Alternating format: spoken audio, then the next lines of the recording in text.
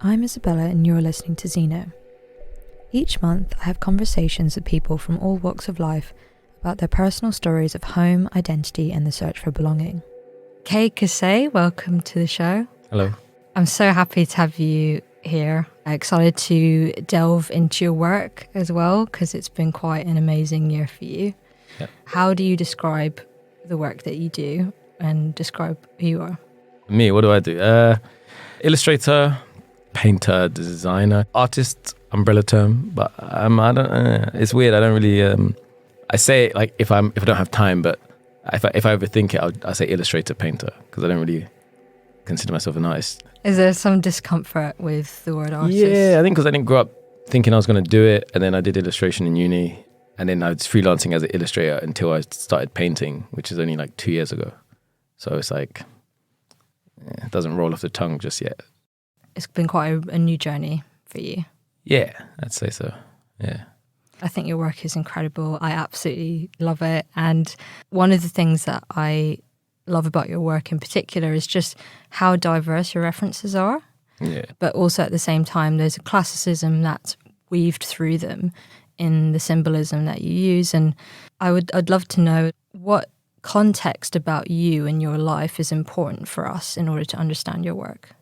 It's probably references. I think maybe growing up, like if I'm from Southeast London, I think I've just always been interested in myths and stories, and I used to read comics a lot. So we like kind of comics now a little bit, but so I guess it's probably like that. And then my dad is really into like classical stories. I think he's the one who taught me. I think one of the first stories he told me was about like Timbuktu or something, and about like the university in Timbuktu. Another riddle about a sphinx. So I think I've always had like that thing of like wanting to know stuff. It's probably something to do with that referential element of stuff, and I like discovering stuff. So that's why I kind of like my work to at least look ambiguous.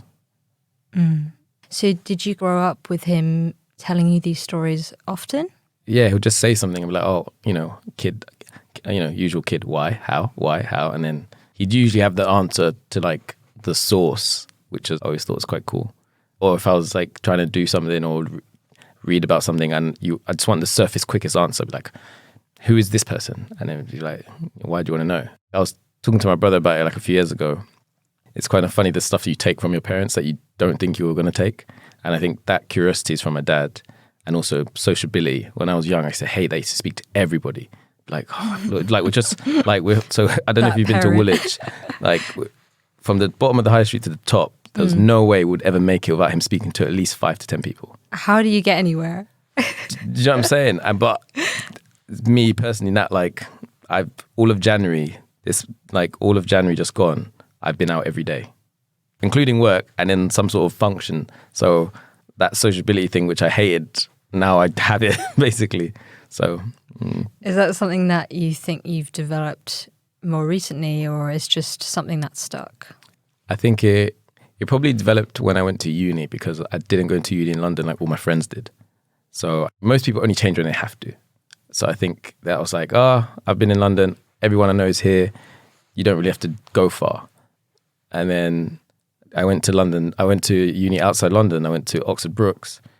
And then obviously it's like, okay, make friends, which I'm not afraid to speak to people. So it was like, hi, who are you?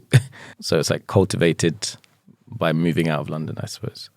When people ask you the question, where are you from?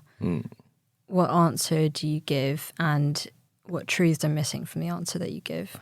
Now, I think I used to kind of always change it initially. And then now I think I just say London. And yeah, I think now I'll say London, and then depending on the follow-up, I'll navigate what the answer should be. Also depending on my mood. If I'm pretty laissez-faire in general, and I'm not very sensitive. So I can kind of tell where something might be going, and then I'm like, okay, I can play a game with this. So yeah, just after London, then we'll see where we go. Yeah, navigate is an interesting choice of words. It does feel like that often. As you know, I've spent so long thinking about that question, why we're asked that. And often it is to kind of place you in a hierarchy in that person's head as they perceive it, not necessarily as how you perceive it. Yeah. And the thing that's so frustrating about it or confronting about it is, ultimately, no matter what you say to that person then and there, you're going to then ask yourself the same question, like, where am I from? I think I used to. I think in that regard, I think luckily I'm a London boy and I've got like London sea arrogance, I think, as well. So I've always been unshakable with it. So I've had this conversation with like a lot of people, and so I'm always like, no, I'm from London. And then I used to have arguments with friends about it, especially in the last like few years with the rise of like a cultural nativity to like where your family's from. Most of my friends, I guess, growing up were African heritage. I know what you're trying to say. You want to be proud of being from Nigeria, but you don't do anything Nigerian. Other than look Nigerian, you don't do anything Nigerian. And so in that regard, I'm like, you're from London. Like, okay, cool, we eat jollof rice sometimes, but like, do you know what I mean? It's like, I get it though. I get it's the like, attach yourself to a pride of where you're from in that regard of ancestry. How you perceive it's important for there to be kind of adherence to practices in some way. I'd say so because like, you are the characteristics of your nature. Do you know what I mean? Other than, again, looking Nigerian, let's say, or looking whatever, which is also another tough one because that's just like compressing a lot of things. Do you sound Nigerian at least? Or do you know what I mean? I don't know why I'm using that. Sorry, Nigerians. But I don't know why I'm using that as an example. I'm not even Nigerian. But so I think it's that thing of like those elements of your personality, like where are they cultivated from? Do you know what I mean? I guess. And how they're expressed as well. Yeah, I mean, it's an interesting argument. I mean, I think from what I've learned so far, I do think is something amazing about giving people the space to self-identify. Yeah, 100%. In that regard, of more the bold statement of it. And then it's like, how often do you go to Nigeria? Do you know what I mean? It's like that, like, of course. As in, there's been this kind of movement towards going back to our heritage. Yeah. And you're questioning that. I just don't, I know why you're doing it. Again, it's like, there's only with friends. I'm not going to talk about it with a stranger and be like, you're not what you say you are. Of course not. But it's like, bro, what are you talking about? You go, every chance you get, you go on trips everywhere but there. Like, do you know what I mean? In that element. But, and their family's trying to get you to come back. Yeah, your grandma's calling you. You're not picking up the phone. What are you talking about? Do you know what I mean? This kind of stuff. It's funny. Yeah, you mentioned that. So, you say London, that's how you respond. Yeah. And you talked about that London arrogance. I mean, what does being from London mean to you? I think it's like a city thing. And every time I met someone else who's from like another city, they're like, you're like, you're from a city, aren't you? And then you're like, you're from a village. You're from a town. It's like, I don't know. It's bad. It's terrible. You're from a hamlet. Exactly. It's Do I give off Hamlet vibes? You give off outer city vibes. Okay. That's an interesting one because I actually grew up in London, but I'm proud to give off Hamlet vibes. That's fine. I want to touch on your cultural capital series, which I found really interesting. Talk to me about that and what influenced you. I think like cultural capital is it's like signs and signifiers of, I guess, cultures who are the gatekeepers of knowledge, of music, or what's high art or low art and high fashion and all this kind of stuff. And I can't remember who coined the term. I think when I read it and I've listened to like a podcast on different kind of social elements, I think also being from London, having family outside London, and then also having family from like, again, my heritage is Zambian, and then just everyone, just the people everywhere, what we value and why we value it. And I was just trying to, just explore it. And so that's what that series is. So it's just that exploration, which hopefully it doesn't end. And I don't think I'll get bored of it because people, psychology, sociology are the most interesting things to me. I could notice that too in your work and the references. And I'm very drawn to those different disciplines. Just thinking about cultural capital is such an interesting concept because it's almost like a subconscious backlash against minority groups bettering themselves, empowering themselves in some way. Let's say you had more minorities being able to get better jobs and go into education. What then becomes the smoke? I don't know what the phrase is, but yeah, you know what I mean? What then separates you from them? And it is that more nuanced cultural capital. Yeah.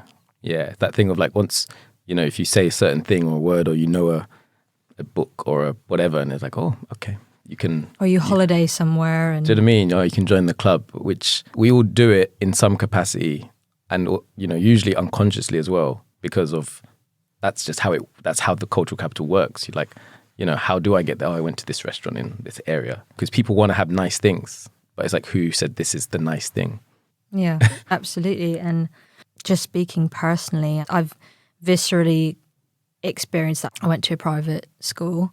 My parents are both immigrants. Neither of them went to anything like that. Like, they just went through the state system in their own countries. And it was a very discomforting experience. My family, even though they were immigrants, they were smart in their own ways, and they managed to get into finance, which at the time in the 80s is, for example, my mum's family is from the Philippines and my dad's from New Zealand. It's just crazy hearing their stories from when they started their careers in finance in London. Even back in the day, my dad's white and ginger, and he had trouble getting in the scene. You know what I mean? Yeah.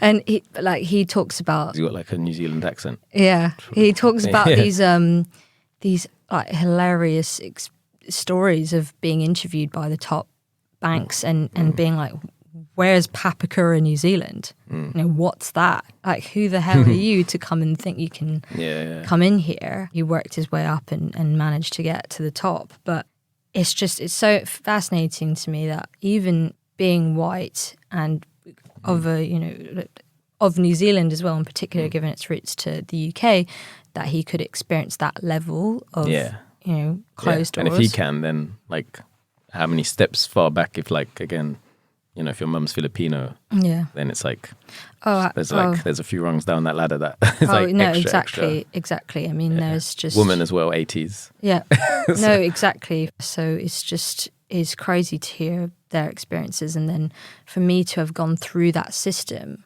which raises those people who then control the biggest institutions in the city, and to now see it from their eyes and how they construct that cultural capital, or these dog whistles or nuances that I can understand, which my parents could never. Yeah. They experience it from different angles, basically, like how the heuristics are formed and what the heuristics are like in action, kind of thing. Like, yeah, exactly. What's your relationship with loneliness? Loneliness, I think, weirdly enough, it's hard to say. I'm alone a lot. And I guess you kind of need to be if you're like everything I've wanted to do is always like a art based. It's kind of a lone project. It's like freelancing, commission. It's just me. Maybe obviously I'll speak to whoever's commissioned me, but it's just me. Painting now in the studio. It's just me. Philosophy or can have discussions with people, but it's like listening and reading. It's just, do you know what I mean? So all these things I'm interested in put me in the space of being alone. I like being by myself a lot anyway. But again, I'm really social. So I feel like I'm not alone enough, especially these days, especially in the last 2 years. But growing up, because my younger brother, when he's like 3 years below me. And so obviously when you're a kid, that's like heaven and earth. That's like, don't come near me. But I would go on my own and do like my ninja training or my build a tree house, or I thought I was an archaeologist, all this kind of stuff. So I think I've always found it quite comfortable to be by myself, and probably why I guess I'm equally comfortable with people. Tell me more about that ninja training though. I used to watch a lot of like karate films and all these like martial arts films from back in the day, and then read comics and stuff like that. So I was like, I want to do that. How does one do that? And obviously, you film training montage. I was like, okay, I'm going to go outside. I'm going to go to my favorite tree, because obviously I have a favorite tree. and I'm just going to punch it. I'm going to do roly-polies. Is that how you treat your favourite tree? That is terrible. I know, but it's bigger than me. And then I like practice roly-polies and cartwheels and build my bow and arrows, like oh my peel God. the skin I did off the stuff. same thing. I did the bow and arrows You know what I'm saying? It's so unsuccessful. It's just so funny how you say it because I didn't even remember that I did that until you just said that. I always dreamed about being a warrior. Just always thought that was so cool. Yeah, it would have been cool. Yeah. And and also I've noticed in your work you use a lot of imagery of horses. What's the connection to that?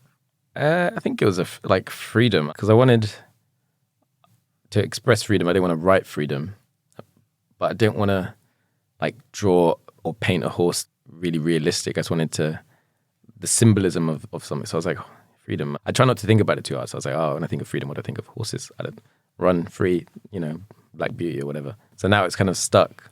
And then I think now I'm trying to build my own like visual lexicon of like how recurring motifs and things are going to be used. So if a horse is running, it's like freedom is like blossoming. Or if a horse is standing still, then it's probably just fine. If it's laying down, it's like something's happened. I think that's beautiful. The symbolism behind it. And obviously we're all human, so nothing human is alien to us.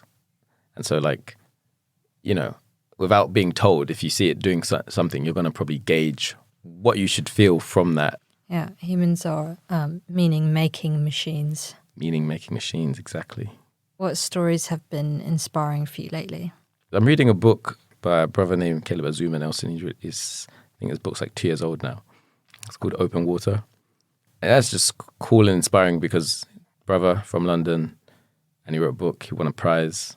We love to see it. And it's a love story. I think also I'm at the age of like, I'm not so insecure that I don't need to feel any emotions anymore.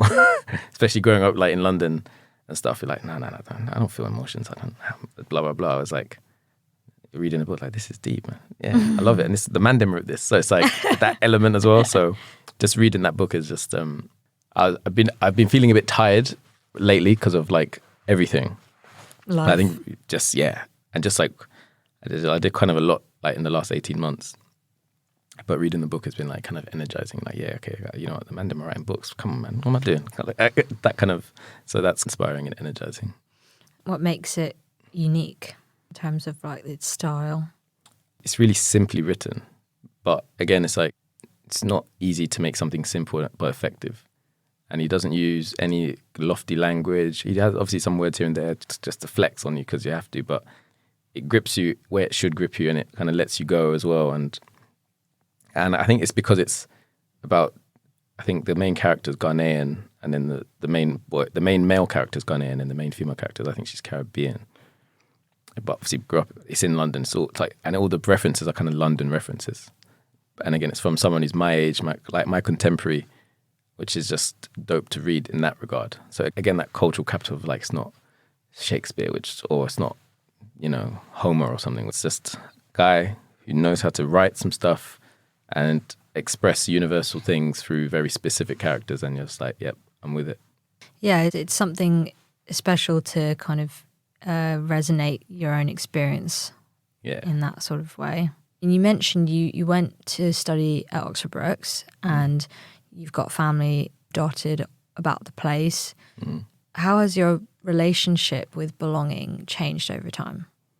I think growing up, it was like, oh, family Zambian. Cool, that's great. But there's not really a massive Zambian community in London. So anyone who was close to us as a family friend was probably maybe Zimbabwean, which is close, but it's not the same. And then I went to a really mixed primary school. And where I'm from in South East London, which I grew up with, my primary school is like a heavy South Asian community, Afro-Caribbean community, and then English, some Eastern Europeans as well. But it's like super mixed. And I think I've been spoiled in that regard. It's a tough one because, again, that's the same, back to the point about the beginning of our talk, is we have like a third culture, the British culture of where we are, which parents will be like, we're guests here, or that kind of like being told that we're kind of guests here. I'm growing up thinking, yeah, like all the like whatever is here is mine. Like, and they're like, no, it's not. Ours is this thing. Like, is it? It's not my thing. It's your thing. I don't like that stuff. Oh, do you know what I mean? And then the same with the other friends who are whatever they are. Like, yeah, my mum and dad try to make me do this thing. I'm like, oh, yeah, mine too. Wax, but whatever. And then you want to like kind of embody those things that when you're a kid, you're like, I don't like it. But now you bring it into the fold. And then I think, again, luckily, we've all, like us first generation immigrants in that regard have built our third culture. And so my belonging isn't really super location based anymore. It's just like vibes based, energy based or something. I don't know. Yes. I love that. Talk to me about the vibe. What does the vibe feel like? Again, it's that like city thing. I think because most cities have just an influx of different people. There's like a London accent. And then there's like, even in like Paris, there's like a Parisian accent versus the rest and that kind of thing. And so it's like transitional. It's like ready to be in transit kind of. The energy is transitional. Yeah. Again, we're from here, but here is like still building itself, if that makes sense. Still like, becoming. It's still, it's still becoming in that kind of way. And obviously like ready, like, new accent, okay. And then how that new accent kind of weaves into the general accent, how words are from like certain places and then we all use them. That theme of change and transition, it's adaptability, is a recurring theme. Being able to navigate and understand all these different cultures all at once, and being in school with kids from all different places, you gain a natural sense of adaptability.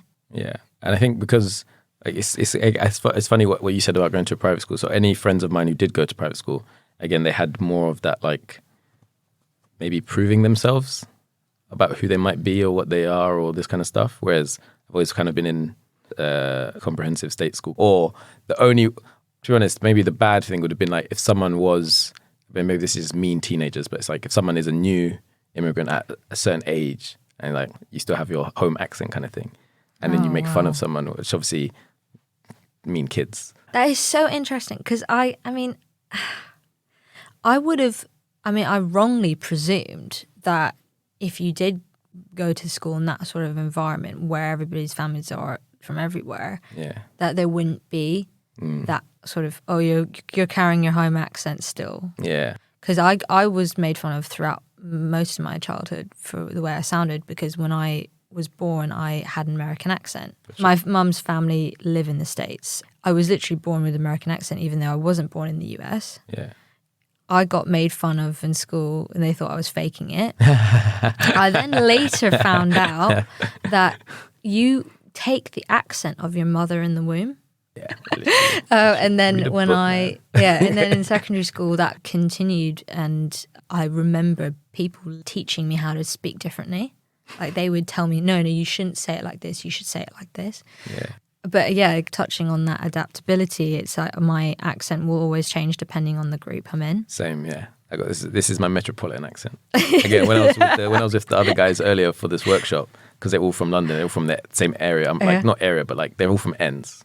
So they're all from ends. Not my ends, but they're all from the ends. So I was like, the accent was the ends accent. But it's like automatic. Same with like when I speak to my grandma, there's always, it just slightly changes a bit. Or when I speak to someone, and like someone who's a lot older than me, who is obviously like immigrated here, and then it just kind of drops to like pidgin English almost. Do you know what I mean? And it's weird, but it's automatic. A metropolitan accent. Again, if I'm in like a certain market or a certain thing, and obviously I hear boss man or auntie or whatever, I'm like, it just automatically just changes. So it's just, I don't know, it's just extensionality. It's like adaptability, extensionality kind of thing. And it's feeling, I feel comfortable enough to do that. So it's just like comfortability in a way as well. You occupy a different space depending on the relationship. Yeah. In a way. Yeah. I think when I was younger, maybe I got a bit annoyed. I think because in school we like tease and pronounce everything and pronunciation and enunciation. And then you kind of get annoyed, and when you go out to get a job, make sure you sound like this. And then you got, I guess I got annoyed that I had to do it. Having to do something is the annoying part. when you choose to do it, then it's obviously fine. So I think maybe when I was younger, I probably was a bit more annoyed about it. And I think I pick up accents quite quickly and easily because of multicultural Londonness. And so one of my best friends, Indian heritage, growing up. And again, it's that thing of when we were kids, everything goes. So hear an accent, just copy it. When I lived away for 4 years, Swindon is where I lived, but I wasn't picking up a West Country accent. I wasn't picking up a Wiltshire accent. I was like, that's not happening. Yeah, that wasn't happening. It's but it did tinge sometimes. It did, because my girlfriend's family were from like Wroughton, which is like heavy Wiltshire accent. So it's like, I remember sometimes I'd say something, whoa. Come on, what are you doing? It's a beautiful thing, you know. It's like being able to experience that world with her. It's great. It's like with Charlie, like his family being from Southeast London, and learning Cockney rhyming slang. Can I tell you? I honestly, it's unbelievable. The thing I love about Cockney rhyming slang is like how so often the word that they use to replace the word is much longer than the actual word itself. It's like, you know, like, oh, you shouldn't eat that, it's bad for your jam tart. It's like, you could have just said heart. Yeah, you could have. But it's just like, it's like the playful element. Everything's like a joke kind of thing. Yeah. Yeah. Absolutely. I love it. Talk to me about your family as well. What are the most important things about Zambian culture that you really resonate with? I think in that way, again, because it wasn't a very like heavy Zambian community. Even most of my mum's friends or my dad's friends growing up, they weren't Zambian, and so maybe only with the food is mainly the main like exploration. Whatever we had at home that she'd make sometimes, but then I think in this, like, my mum likes cooking, and she likes cooking everything, like whatever. So she has cookbooks on different cuisines from different places. So even that didn't even last that long. It's not like embedded. And the same with like my dad's sister, who when I was growing up, she lived in Warwickshire, and then she lived in Sheffield for like years. And so my cousins are like Sheffield people. And then, you know, there too, it wasn't very Zambian culture. So it's like, have like home cultures a little bit. And I used to speak Nyanja when I was a kid because my grandma would speak it to me. But then, you know, my parents making their life here, they stop speaking it to me. They speak it to each other for their secret talks or whatever. But then to me, there's secret stern discussions. Do you know what I mean? Yeah, like just telling how they can ruin my life or whatever. But but then no one else did. And so by the time I was 3, I kind of stopped speaking Nyanja. So that I used to be able to speak, like, again, one of the major languages in Zambia, which there's 2, like Bemba and Nyanja, then a bunch of village talks. But so I used to have that, which I was kind of happy about, and then it went. So it's mainly food, I suppose. Maize and fish and sort of sauces and stews. Do you have a favourite dish of your mum's that she would make? My grandma used to make me a porridge that was nice. And for years, I didn't know how she made it. It just never tasted like anybody else's. Really rich. She used to put egg in it. Oh, wow. Yeah. Granny's porridge, you're levelling up. There was like butter and egg in it or something. It was really rich. So I used to love that. And then my mum was like, yeah, you can't have that no more. That's not going to be good for you. I only ate it when my grandma visited, and my family's really young, so my grandma did visit like every year.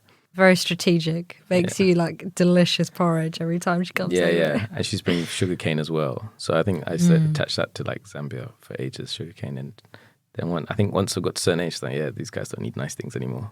She just comes with herself. It's like, excuse me, Martha, where are the gifts? Where are the things at? So sweet.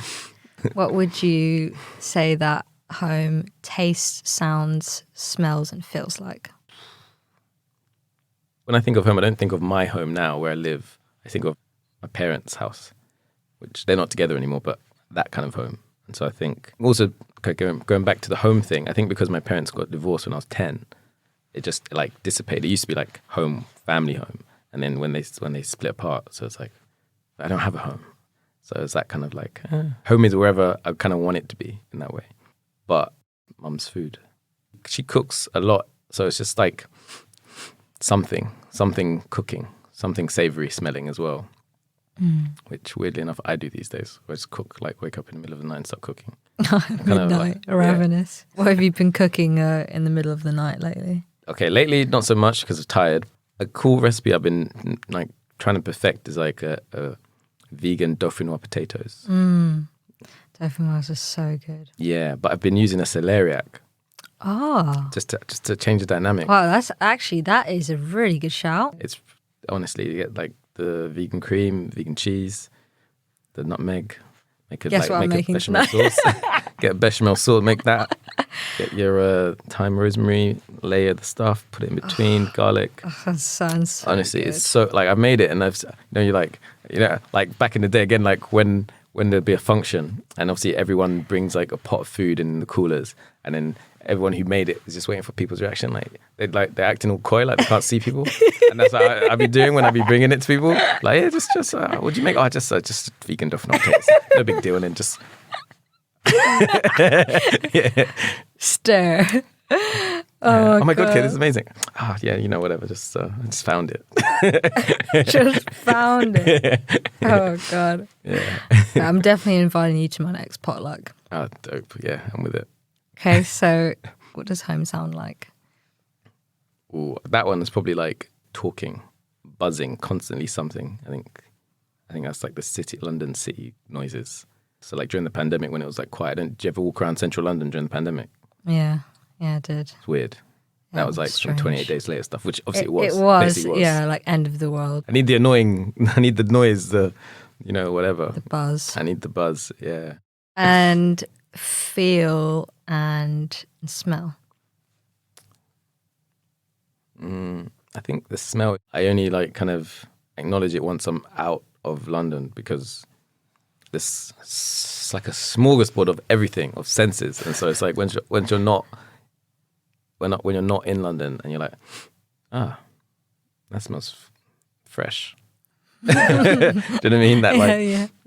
Okay, cool. It smells like oxygen. I smell safe and healthy. I need pollution with some foods, oil. I guess it's city heat because everything's like tight.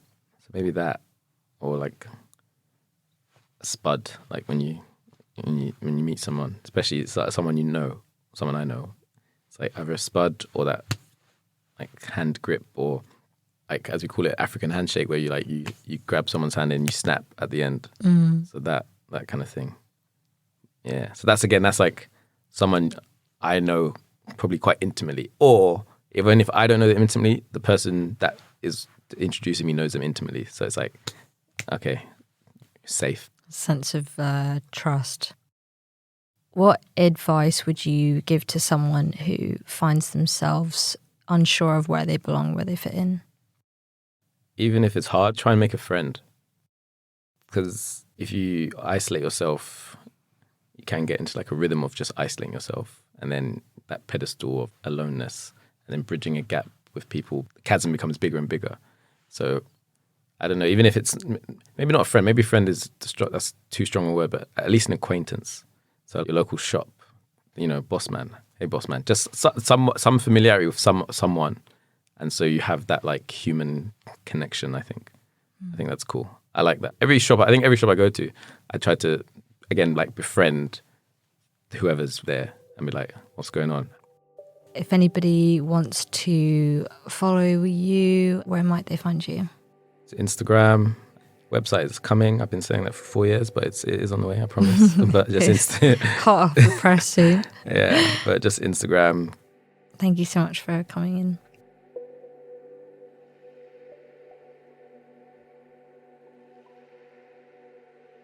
You've been listening to Zeno. To stay up to date with our monthly episodes, you can sign up to our newsletter at zenocast.org or follow us on Instagram at @Zeno_pod. Our theme music is composed by Alex Julian Edwards.